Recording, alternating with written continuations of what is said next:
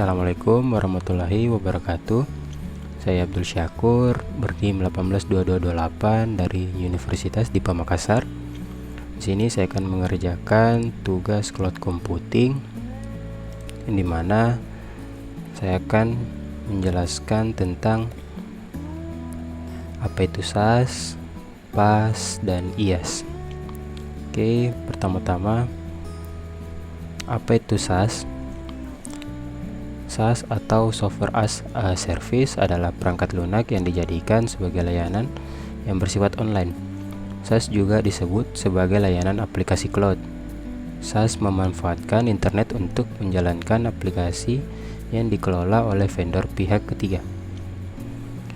Ketika kamu menggunakan model layanan SAS, kamu hanya perlu menggunakan aplikasi tersebut tanpa harus mengerti dan mengurus bagaimana layanan yang kamu gunakan seperti data disimpan atau bagaimana aplikasi tersebut di maintenance, karena hal tersebut merupakan servis yang disediakan penyedia layanan. Karakteristik SAS.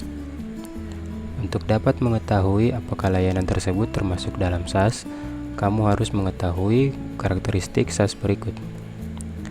Pertama itu ialah dikelola dari lokasi pusat, yang dimana pelayanan berupa perangkat lunak yang membuat pengguna tidak perlu repot untuk memikirkan mengenai pengelolaan.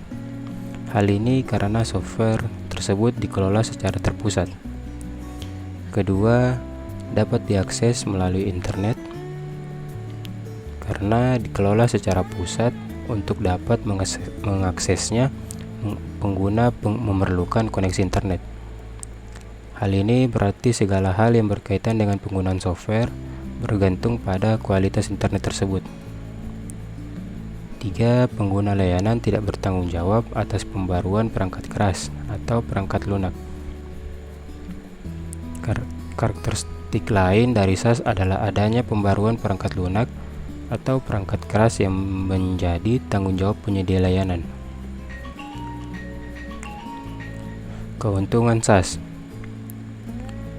Jika kamu menggunakan model layanan SAS, kamu bisa langsung memanfaatkan layanan tersebut tanpa harus membuat sendiri atau in-house development. Pengguna layanan tidak perlu mengkhawatirkan tentang ketersediaan dan reliabilitas aplikasi, karena hal tersebut sudah dijamin oleh penyedia layanan. Pengguna layanan hanya perlu fokus pada data miliknya. Perangkat yang dibutuhkan untuk menggunakan aplikasi hanya gadget yang tersambung internet. Kekurangan SAS. Yang pertama itu keamanan data, yang bersumber dari Gabler. Kekurangan pertama yang dimiliki oleh SAS adalah keamanan data. Dengan permintaannya yang terus meningkat dan bisnis ini semakin berkembang, permasalahan ini menjadi kerap terjadi. Oleh karenanya, perusahaan harus memahami betul profil dari penyedia layanan. Perusahaan perlu mengetahui apakah penyedia SAS memiliki jaminan terhadap keamanan data, serta bagaimana rekam jejak mereka terhadap keamanan data. Kedua itu perlu konektivitas internet. Seperti yang disampaikan sebelumnya, SAS bertumpu pada layanan berbasis komputasi awan atau cloud computing. Dengan alasan tersebut, diperlukan koneksi internet untuk dapat mengaksesnya dengan maksimal. Tentu, hal ini akan menjadi kendala tersendiri jika perusahaan atau pengguna pribadi memiliki konektivitas internet yang buruk. Ketiga, itu ialah adanya keterbatasan fitur. Dalam beberapa kasus, terdapat penyedia layanan yang masih belum memiliki fitur yang lengkap meskipun pamornya sudah cukup baik. Oleh karenanya, sebelum menggunakan, perusahaan harus mengetahui betul apa fitur yang benar-benar dibutuhkan, serta memahami pelayanan apa saja yang diberikan penyedia jasa tersebut. Tak jarang perusahaan menggunakan beberapa aplikasi atau layanan untuk melengkapi kebutuhan perusahaan. Contoh SAS. Saat ini, banyak sekali layanan SaaS di internet, mulai dari yang versi gratis hingga berbayar. Ini adalah beberapa contoh SaaS yang populer yang dimana ialah ada Google G Suite atau Apps, Dropbox, Salesforce, Cisco WebEx, SAP Concur, Office 365, dan Adobe Creative Cloud, dan lain-lain. Kapan kita akan menggunakan SaaS? SaaS mungkin menjadi opsi paling bermanfaat dalam beberapa situasi. Banyak sekali kegiatan dalam bisnis atau personal sangat membutuhkan layanan SaaS. Lantas, kapan kamu harus menggunakan SaaS? Pertama, itu ketika sebuah startup atau perusahaan kecil yang membuat apps atau project dengan cepat dan tidak punya waktu untuk masalah server atau perangkat lunak. Kita juga akan ketika mengerjakan proyek jangka pendek yang membutuhkan kolaborasi cepat, mudah, dan terjangkau, dan aplikasi yang tidak terlalu sering dibutuhkan seperti perangkat lunak pajak. Oke, kita masuk di pengertian PaaS.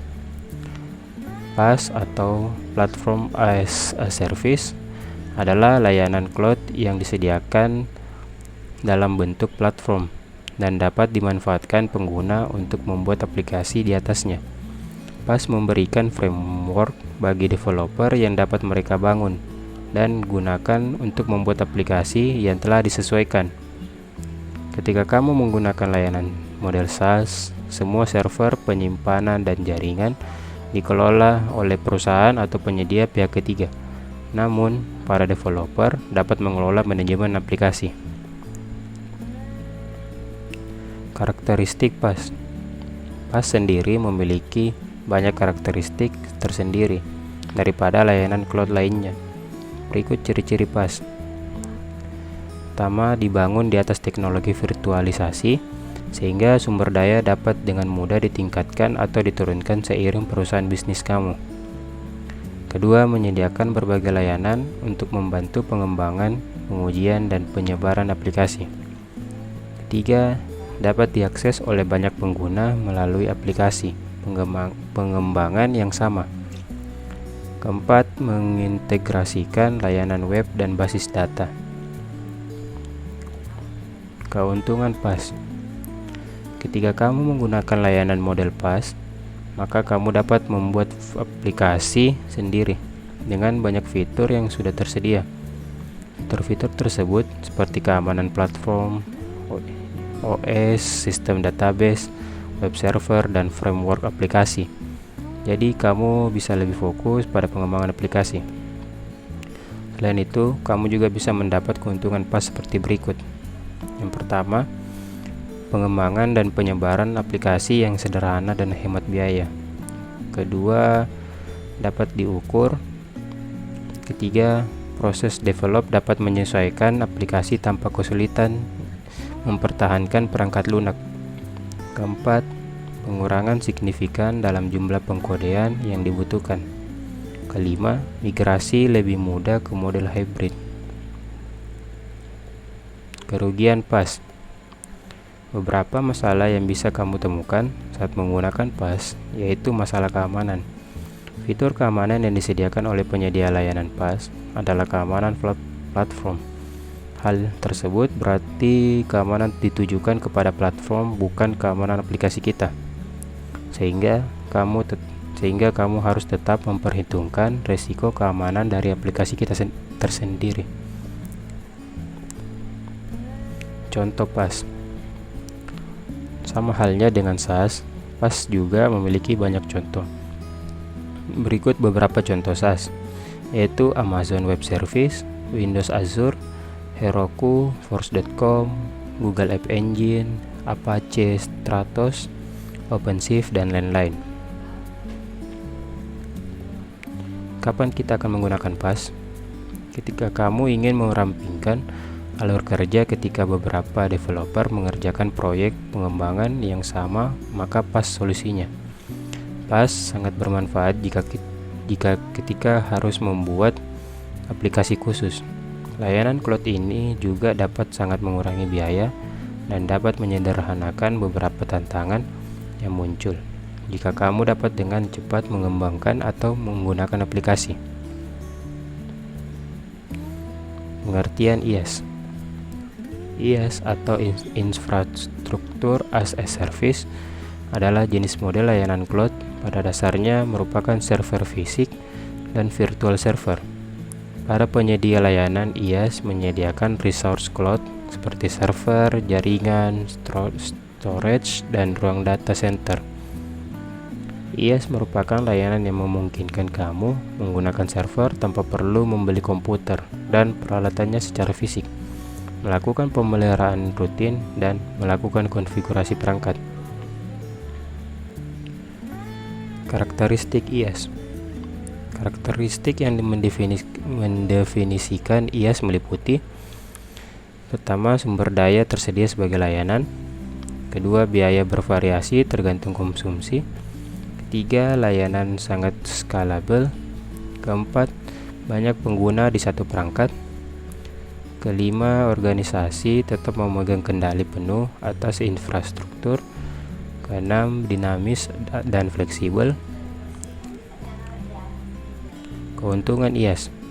Sesuai yang dijelaskan sebelumnya, jika IaaS merupakan model layanan yang pengguna tidak perlu lagi membeli komputer dan peralatannya secara fisik untuk membangun server, melakukan pemeliharaan rutin, dan melakukan konfigurasi perangkat. IaaS juga menawarkan banyak keuntungan, termasuk model cloud computing yang paling fleksibel, mudah untuk mengotomatiskan penyebaran penyimpanan, jaringan, server, dan kekuatan pemrosesan. Pembelian layanan dapat didasarkan pada konsumsi. Klien memegang kendali penuh atas infrastruktur mereka. Resource dapat dibeli sesuai kebutuhan.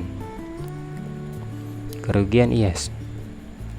Saat kamu menggunakan model layanan cloud computing IaaS, maka kamu harus mengurus sendiri OS, keamanan aplikasi, database, dan lain-lain. Karena kebanyakan penyedia layanan hanya menyediakan server dan jaringan. Contoh IaaS.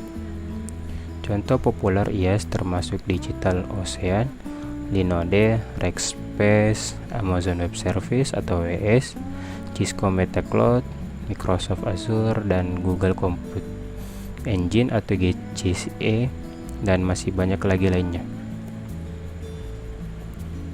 Kapan kita akan menggunakan IaaS? Sama halnya SaaS dan PaaS. Ada beberapa situasi khusus ketika IaaS paling menguntungkan. Ketika kamu mempunyai startup dan perusahaan kecil, IaaS mungkin solusi terbaik dibanding menghabiskan waktu dan uang untuk membeli dan membuat perangkat keras dan perangkat lunak. Kapan saja Anda tidak yakin dengan tuntutan aplikasi baru, IaaS menawarkan banyak fleksibilitas dan skalabilitas. Oke, mungkin itu saja yang bisa saya jelaskan tentang SaaS, PaaS, dan IaaS. Kurang lebihnya mohon dimaafkan. Wassalamualaikum warahmatullahi wabarakatuh.